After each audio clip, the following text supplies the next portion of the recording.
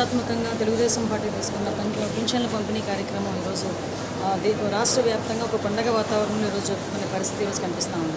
ఏదైతే చంద్రబాబు నాయుడు గారు ఎలక్షన్ టైంలో చాలా క్లియర్గా 4,000 రూపాయలు పెన్షన్ చేస్తామని చెప్పడం ఒక ఎత్తు అయితే, ఏదైతే ఏప్రిల్ నుంచి కూడా ఏరియాస్ ఆ రోజు నుంచి కూడా అంటే అధికారంలో లేకపోయినప్పటికీ కూడా అధికారంలోకి వస్తామన్న ఒకే ఒక్క నమ్మకంతో ఆ రోజే ఏప్రిల్ నుంచే మేమందరం కూడా ఇస్తాము అని చెప్పడం జరిగింది. పెన్షన్ 4,000 రూపాయలు ఇస్తామని చెప్పడం జరిగింది.